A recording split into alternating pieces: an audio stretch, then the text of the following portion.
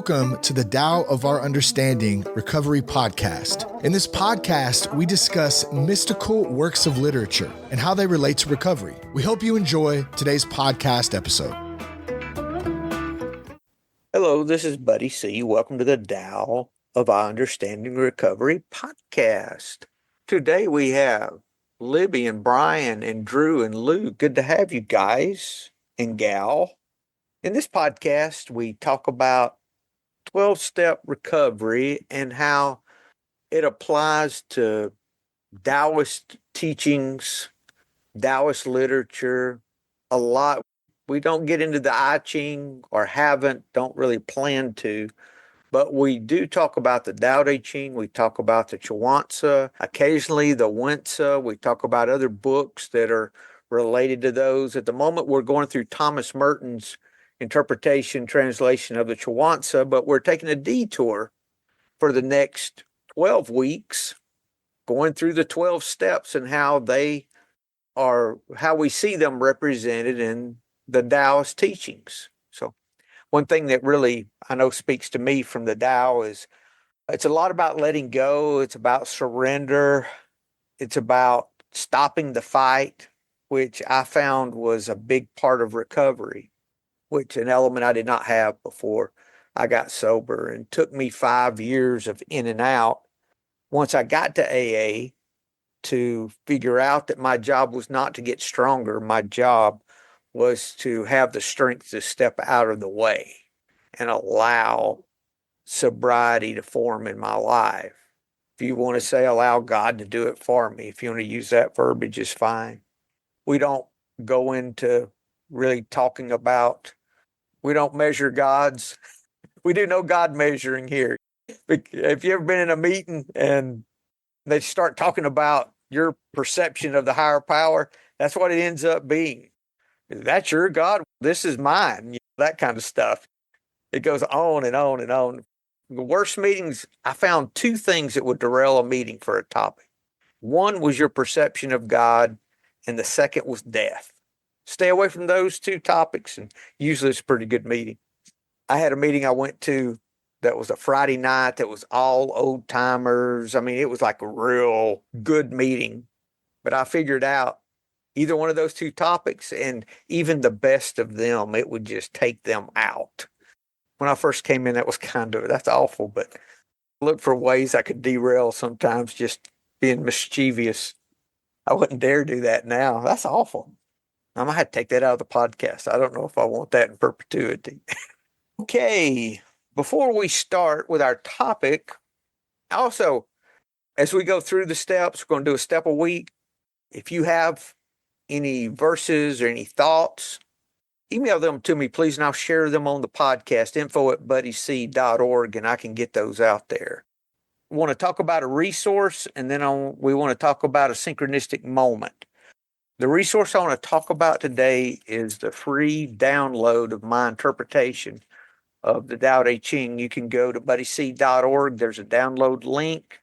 You don't have to, you just go in and request the download, and it downloads for you. It's really not a tool for me to get anything from you or collect information. It's just purely a way that you can download a PDF of the book. You can also buy it on Amazon, but I would suggest downloading it first, see if you like it, and if it's something you'd want to buy. Also, you can share it anywhere, put it in any social media. You can share it with any institutions. We have it out in a lot of different places. It was a gift to me, so I want to share it as much as I can. Hopefully it'll speak to you. If this podcast speaks to you, that should speak to you as well. Secondly, our synchronistic moment. Drew, you have something for us today, sir? Yeah, I do. This past Sunday, every Sunday, I go to a recovery group in my neighborhood. And I left a little early because my wife asked me to run an errand for her. And when I got to the store that she asked me to go to, she sent a text and said, "Never mind, I have what I need at home." I was like, okay, fine. So I had 10 minutes to kill. I was real close to where we meet, and there's a grocery store there. So I just went into the grocery store just to walk around for 10 minutes. I didn't intend on buying anything.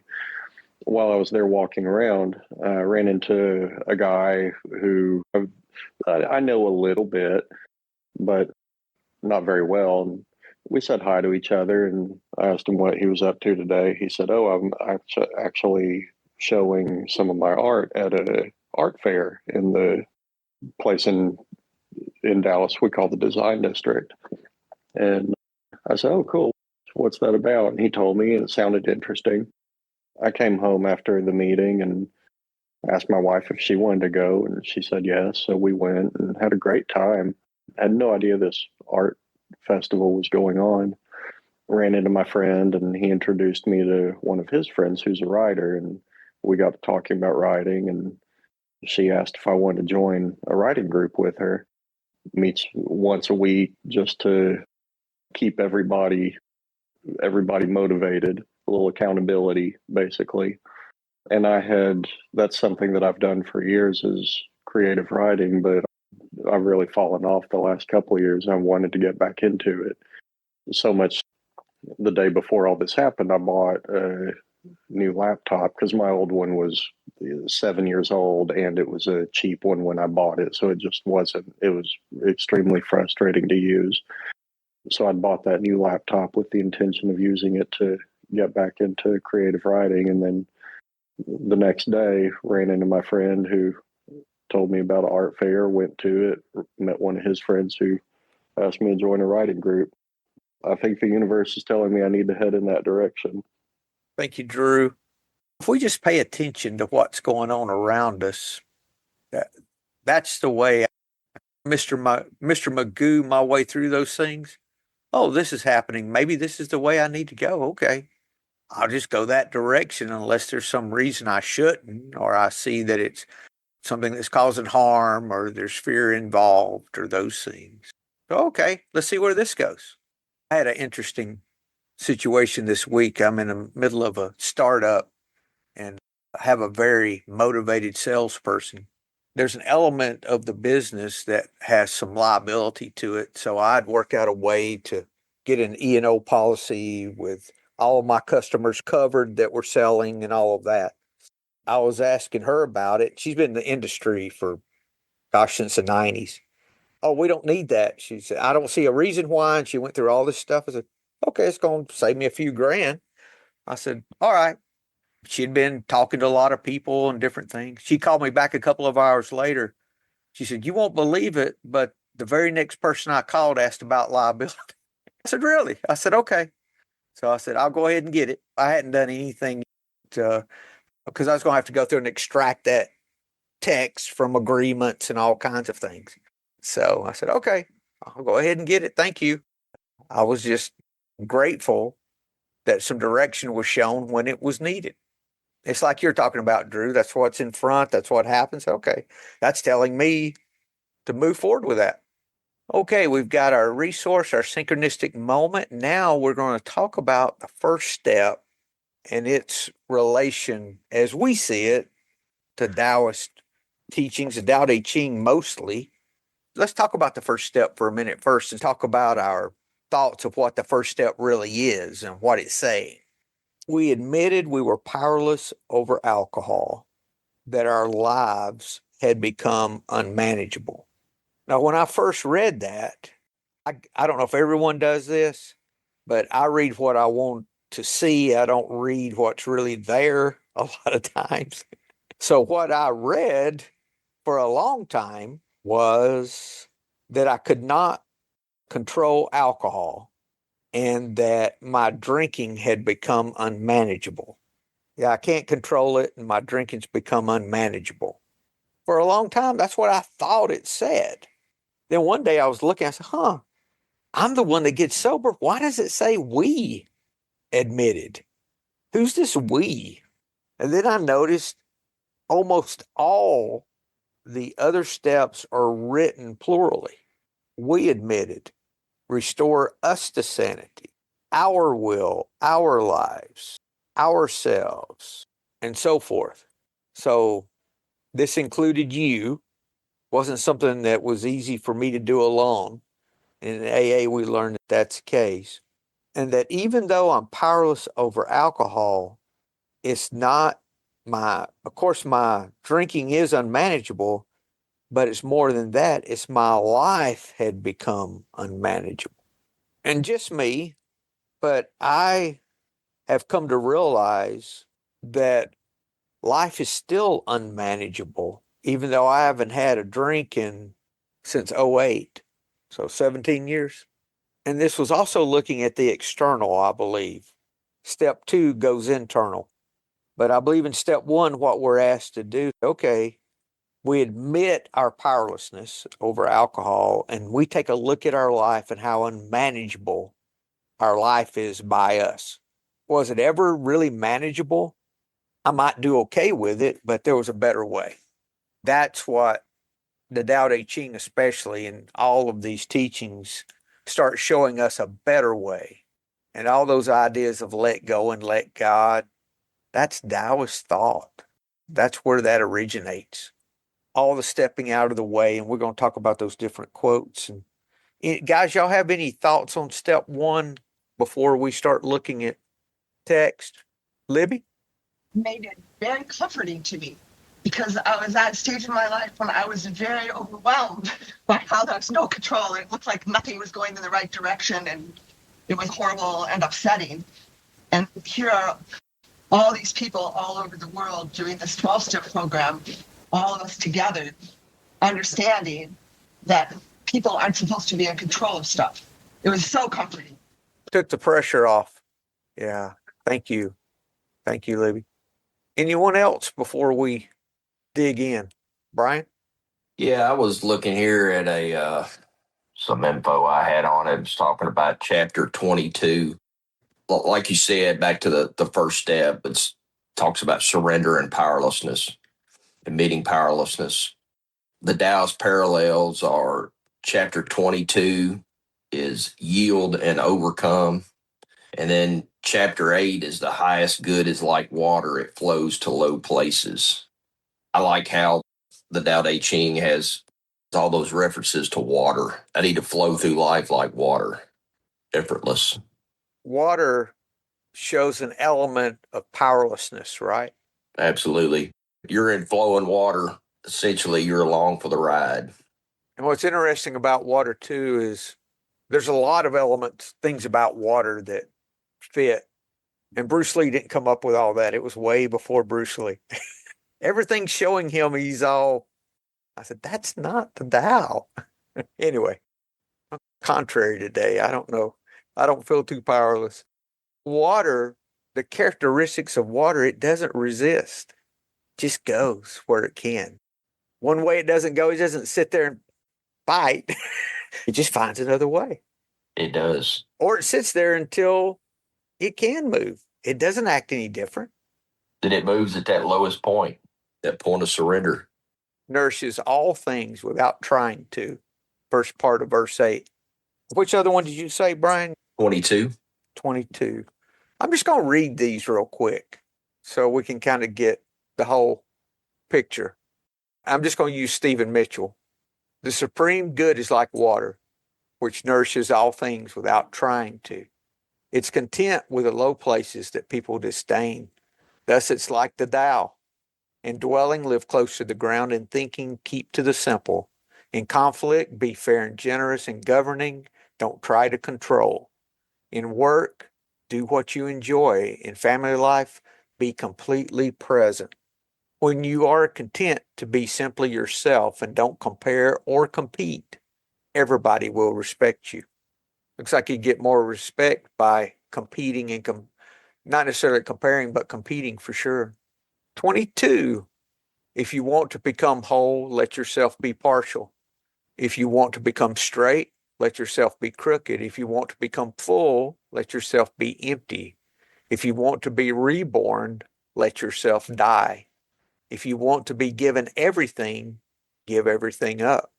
The master, by residing in the Tao, sets an example for all beings. Because he doesn't display himself, people can see his light. Because he has nothing to prove, people can trust his words. Because he doesn't know who he is, People recognize themselves in him because he has no goal in mind. Everything he does succeeds. Huh. I thought we had to have all these goals in place and master plans. It's good to know a direction, but I like this. He has no goal in mind. So everything he does succeeds. When the ancient masters said, if you want to be given everything, give everything up, they weren't using empty phrases. Only in being lived by the Tao can you be truly yourself. Be lived by the Tao. My life is unmatched. It doesn't sound like the master is managing his life, does it? That's good. Any others, Drew? Yeah, this one line from chapter 63, I think really speaks to step one. When she runs into a difficulty, she stops and gives herself to it. Yes. And I think that goes hand in hand with step one. That's the definition of surrender: is you run into a difficulty and you give yourself to the difficulty. Which one was that? 63. Oh, 63. Okay. Act without doing, work without effort. Think of the small as large and the few as many. Confront the difficult while it is still easy. Accomplish the great task by a series of small acts. The master never reaches for the great, thus she achieves greatness. When she runs into a difficulty, she stops and gives herself to it. She doesn't cling to her own comfort. Thus, problems are no problem for her. That's the dropping the rope that we've talked about before. Hey, tell that story, Drew, about the rope. That's a good one, please, if you don't mind. Yeah, the tug of war being me being on one side of the rope and my addiction being on the other side of the rope, and I'm just pulling and pulling as hard as I can and losing ground the whole time, maybe gaining a little bit of ground here and there. I'm able to control it a little better, but just getting pulled and finally dragged and dragged. And then I just kind of realized I'm never going to win. I'm never going to exert enough force to be able to win at this. So I just dropped the rope and quit trying to win. That's a fight that I'm just never going to be able to win. So I just drop the rope, walk away from it. You never would think that would work. How would me stopping the fight work? Paul talked about that in the thorn in the flesh in Corinthians. He talked about the weaker I get, the stronger I become. The more I stop fighting, the more strength I have. Thank you, Drew. Lou. I'm just thinking of it from the Al-Anon side of things and how we're trying always to fix things and prevent crises and losing ourselves in somebody else's problems. And I'm looking at Red Pine's translation of 29, trying to govern the world with force. I see this not succeeding. The world is a spiritual thing. It cannot be forced. To force it is to harm it. To control it is to lose it. Sometimes things lead, sometimes they follow, sometimes they blow hot, sometimes they blow cold, sometimes they expand, sometimes they collapse. Sages, therefore, avoid extremes, avoid extravagance, avoid excess. And that captures it for me, given how so many of us in Al-Anon come into the program trying to govern the alcoholic, trying to put the brakes on, trying to slow it down, trying to walking on eggshells, constantly worrying, trying to fix things. And that's not the way it works. It is a spiritual thing, and it does happen in its own time, and it happens in its own way, and we don't really have a part in it. It puts the focus back on us. And what's difficult to accept, Lou, is that for the alcoholic, alcohol itself, that is the convincer, it's the misery from the addiction. It's not, I couldn't surrender until I was fully whipped earlier and the only thing that brought that about was the misery that came from my drinking, consequences and how I felt and the whole thing, just the despair. For my side of it, for me personally, it was this total lack of serenity. This always being on edge, always trying to be in control of things, always trying to fix something I couldn't fix, and how frustrating that was, and just a total, complete lack of any kind of peace. or calmness or serenity. And that first taste of serenity was enough for me to say, okay, this is good.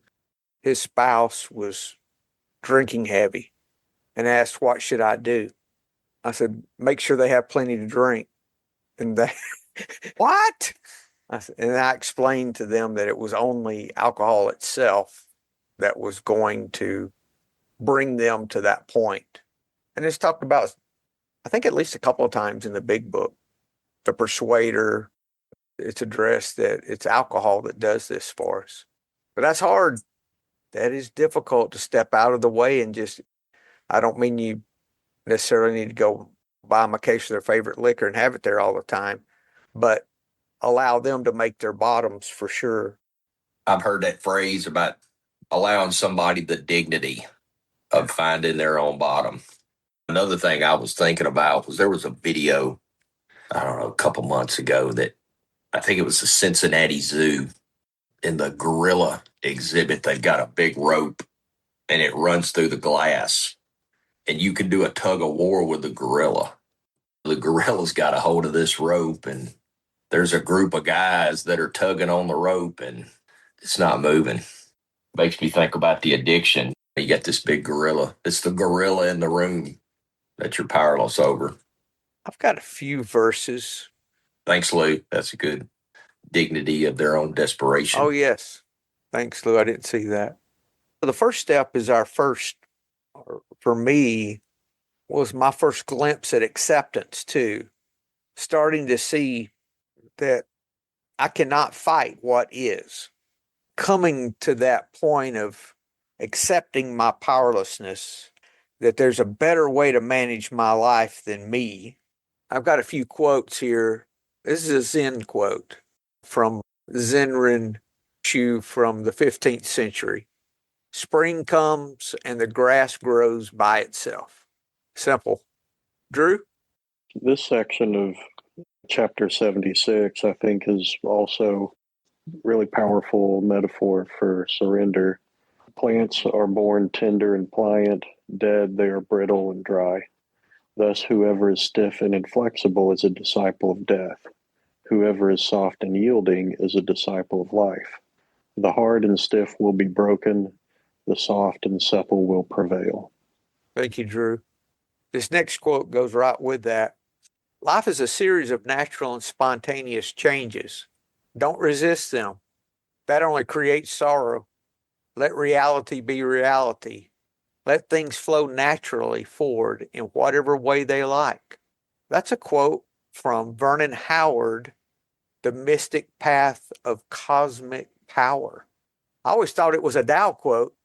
It was a mystic that arrived at that quote. Actually, I've been reading some on his book. He's got a whole section on the mystery of Tao, and that's from his Tao section. That book's a PDF that you can download. Just go online and Google it. Libby? Okay. So this is the first step in AA that we're talking about. And it's interesting to think of it in relation to the first step, I guess, of the Noble Eightfold Path, which is to have right view, to see what is true, to see how things actually are and not how they are distorted by your ego sense. Like the meek shall inherit the earth, as long as you're trying to control everything and not be aware that you are not the center of everything, you have a wrong view and nothing else can follow. And I was looking at the Tao quote of 49, and it said, a master throws himself into the world completely, forgetting everything he's told. People pay attention to him because he lives a life of childlike wonder. And the other position where you're controlling everything, you have no childlike wonder. That's good. Even that attitude of a child as well, Libby, is so important. I think that's how we're supposed to live life. There's no mistake that Jesus said that about the children, that the kingdom of God's made up of such as these. Yes. And I think it's that dependent attitude. We talked about it a few weeks ago, of that childlike attitude that we have, and that not to, even more than the curiosity and all those things, Lou? Just thinking about what Libby said and how in step one is like that, in that you come to understand something, you see something, right? You see what's truly going on with the powerlessness. You name it in a way, you say, okay, this is what it is. It's power. I'm powerless. I don't have any control over this. It's interesting in step one, too. You don't do anything. Don't take any action. Because you're powerless. So why take action? You don't take any action. You just see, recognize something, and use that as the first stepping stone. Yeah, it's just an admission. A lot of people work the first step before they ever come to a meeting. A lot of people admit their powerlessness before they already know they're powerless. And they may have already admitted it to someone or themselves.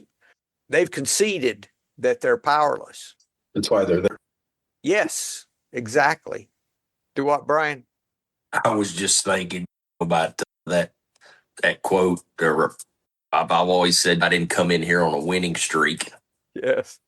I actually made that comment in our coupleship program one night that we didn't end up here on a winning streak, and the gal in there got her feathers a little ruffled. Why? I don't know. Oh my God. Yeah. I'm going to get my feathers ruffled. It's going to be on more than that. You know? Yeah. Some of us are a little more sensitive than others. Poor thing. Bless her Jesus. Yeah. It wasn't am I going to renew my country club membership or join AA? I think I'll join AA instead. No. Yeah. It's only $1. Yeah. I wasn't thinking, it wasn't the money, Brian. Come on now.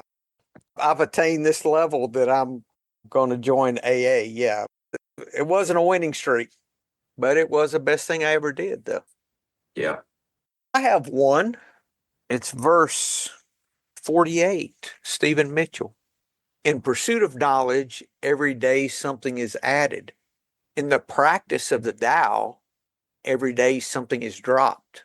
Less and less do you need to force things until finally you arrive at non-action.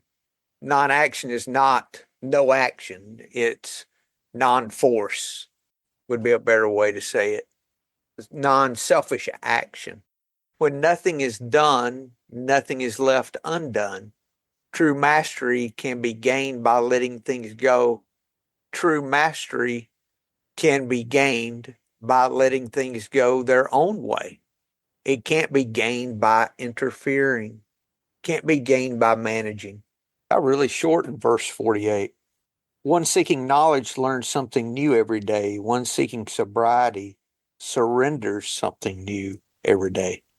When nothing is done from selfish action, I'm having to upgrade my example. It can't be lay on the couch and watch Big Valley reruns. I'm about to bring that up to watching Netflix all day, bring it into this century. But it really is not about doing nothing. It's about dropping the control, the selfishness, the dishonesty, the resentment, the fear, dropping all those ways that fear shows up in our life. I'm going to lose something that I have, and so I need to work it this way, or I'm not going to get something I'm demanding. So that adds another layer of control, and it's dropping those things. Then there's nothing to fix. Drew? Yeah, I feel like how non-action and surrender go hand in hand is when you're in the state of non-action, you're really surrendering to what needs to be done in the moment. You're not trying to impose your will. You're not trying to do anything that doesn't need to be done. And you're not doing things that need to be done. You're just open and present, looking around, listening, what needs to be done in this moment. If what needs to be done in the moment is resting on the couch and watching a little Big Valley, then, there's a time and a place for that. If that's what needs to be done, just a little relaxation, then if you feel guilty for relaxing, if you feel a little ashamed for relaxing, then that's taking you out of non-action. That's you trying to impose your will on the moment rather than recognizing my body and my mind. I need a little relaxation. That's something that's hard for me to do sometimes, is just acknowledge that, yeah, it might be good for me to just take it easy for a minute or an hour or a day, especially if my chronic pain condition is acting up. That's My wife and I have a saying when my chronic pain is acting up, which is don't be a hero. Let the things go that aren't an emergency. If it is an emergency, maybe it might not be that bad if we just don't do anything about it. Things can always be fixed. People can't. Drew, this is a good example of how easily this can be misconstrued, because the way it reads, I just do nothing and just wait on everything to happen for me. But it's not that way. If there's something that I'm doing, usually it's because of fear in some form.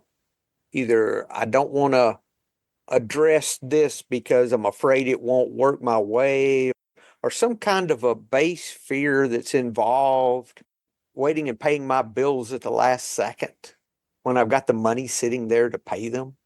Things like that. If I wait and lay on the couch and not do, that's not good.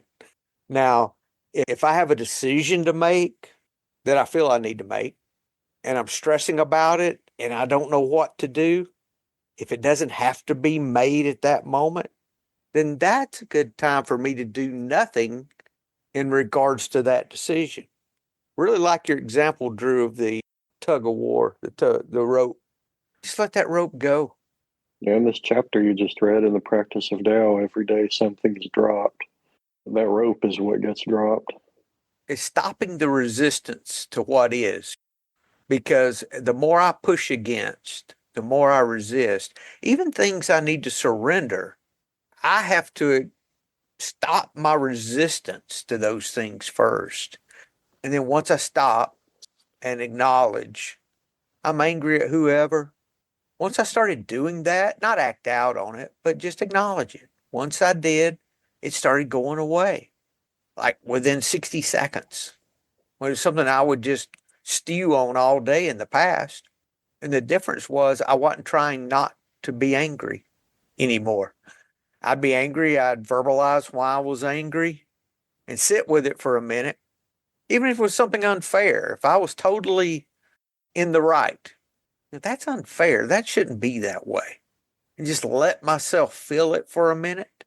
I thought it would get worse, but it diminishes. That's been my experience. Try it sometime. Instead of fighting it, boy, they're riding close to my ass. I don't like it. They're in the car and they're behind me. I don't like it when people ride close to me. Not react, just sit with it for a minute and see if it doesn't start diminishing a little. I've done that before and the people immediately back off. Not every time, but it has happened. And if it's so bad I can't stand it, I'll pull over and let them go by. I would rather do that than it ruin my moment. If I'm not mature enough to let it go, I'll change the circumstances if I can. And maybe next time I won't need to. And that comes and goes. And Yeah. then there's the stopping, resisting, not admitting that I have a problem. Resisting admitting that I had a problem was one of the hardest things for me to do. Both were hard. It was hard to resist admitting I had a problem, and then it was hard to admit that I had a problem. Going back to the rope metaphor, it was hard to pull on that rope, but it was also really hard to admit that I needed to let go of that rope. Both of them were difficult. The act of pulling and making the decision to actually drop the rope. But then once I dropped the rope, once I quit resisting and finally admitted, I'm never going to win this by fighting. I'm never going to win it by doing it my way. Dropping the resistance. That's what finally got me to a better place. Thank you, Drew. Yeah, just a synopsis of the first step for me is, can I see outwardly, first, that I'm powerless over my drinking? Secondly, that not only my drinking is unmanageable, but my entire life Can you see unmanageability everywhere outwardly and admitting that? Libby? Beginning of the verse 27 has analogies that remind me of stuff you're talking about. Like it's saying how to be good at what you're doing requires to not be in control of it. This is what I'm reading. A good traveler has no fixed plans and is not intent upon arriving. A good artist lets his intuition lead him wherever it wants. A good scientist has freed himself of concepts and keeps his mind open to what is. It's like learning to trust beyond yourself just starts right there with admitting that you're not in control of it. That's the path to become good at doing traveling, artistry, and science and life. Yeah, Libby, thank you. If we're full of ourselves, that's the concept of emptiness. As long as we're full, nothing else can be added. And also, you can't become part of we if you're too full of yourself. You're stuck and alone, and it's scary. We don't have to do that. And that's one of the big gifts we find, that we don't have to do this alone. Buddy, I was thinking about page 86, versus thinking about our day. We may face indecision. We may not be able to determine which course to take. Here we ask God for inspiration and intuitive thought or decision. We relax and take it easy. And that doesn't mean we sit on the couch. For me, that means that the pause. I don't double that. You're relaxed, Brian. That doesn't, you relax and take it easy in your attitude about the situation. Yeah. Man, I struggle with anxiety, and somebody asked me a question. And I had a guy that I knew that he's been gone for years. He was an older guy, didn't say much. Long story short, he's a dirt guy. I was talking to him about some issues with, we're building our house, and I was explaining everything to him, and I talked, and then he says, I'll take care of it. I was thinking, what the hell do you mean you'll take care of it? But he was relaxing and taking it easy. That moment has stuck with me, and I try to be in that place of I'll take care of it. Let go of it. The answer may come in 5 minutes. It may come in a week, but it's coming. I just have to have faith. The situation works itself out. It does. And many times not the way that we expect. And in many times when the situation works out, my next thought is, thank God I didn't do X, Y, or Z. And back to the we thing, I've had people that have come into my life in the program that I have absolutely nothing in common with. I can get a perspective from them of, hey, I'm dealing with this. Oh, yeah, me too. And it's no big deal to them. And I can say, what did you do? Oh, man, I just did D, E, and F. And I'm like, I'll be damned. If we don't approach things from a place of powerlessness, Brian, we can't see those things because we think we have it figured out. Emptiness, open mind, that phrase, I don't know. And they actually call it that. In Zen, they talk about the I don't know mind. Yeah. There's this chapter in the Chuang Tzu that we went over. It's probably been a couple of months ago. Action and non-action is the title of that chapter. And part of it towards the bottom really speaks to this. It says, so from the sage's emptiness, stillness arises. From stillness, action. From action, attainment. From their stillness comes their non-action, which is also action, and is therefore their attainment. For stillness is joy. Joy is free from care. So from stillness comes action, and from stillness also comes non-action, which is also action. Yeah, Drew, I guarantee you we could read every one of these 81 verses and we could see step one in there, because that's so much a part of why I think that we're attracted to this, because it's all about surrender. It's all about stepping out of the way. Some of the other steps will be won't be as applicable. It's there because all of these spiritual practices are just another language saying the same thing. I think all spiritual practices are telling us surrender, step out of the way, and accept the moment for what it is. Give up the control. Just a different version of that. If you were to draw Venn diagrams of all of the philosophical schools and things like that, there'd be a lot more of the Venn that overlaps than doesn't. Going back to in a lot of spiritual practices, they see God as being love. What do you think love's doing? Love's showing us how to step out of the way, how to stop the fight. If I resent someone and I pray for them, instead of fight them, what am I doing? I'm stepping out of the way. That is how I surrender in that situation, is by taking a different action. What do they say in recovery? Action contrary to what I would want to do, act my way into right thinking. I found out it wasn't important what I believed or how I believed it worked or what I thought was going on. What was important was that I took action. And if I took action, everything followed that. For me, that action could be taking the cotton out of my ears and putting it in my mouth and listening. Finding some way to be helpful. Yeah, that's it. Try listening. That's being helpful. Yeah. When you honor someone by listening to what they say, that's a form of compassion. Yeah.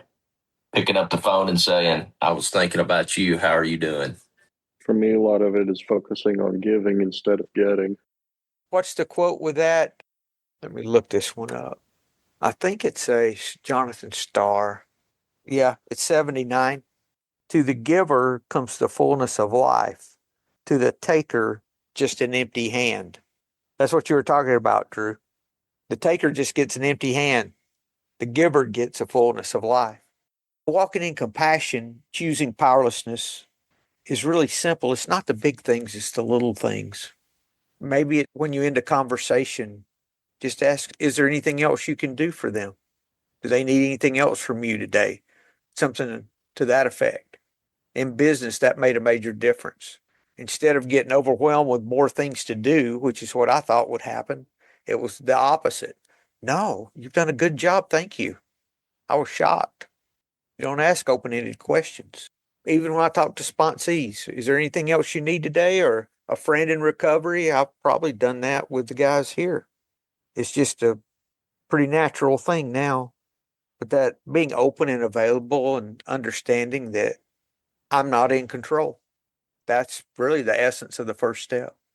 And I have to continue to admit that's not a one and done. That is, if I want relief in my life, there's a lot of people who come into recovery that don't do that. They accept unmanageability for their addiction, but they're still miserable. And this is one reason why, in my opinion. So anything else, guys, before we close? No, I like this, how this is going. Yeah, that's a good one. But we'll move on to the second step next week then and talk about the way I see it.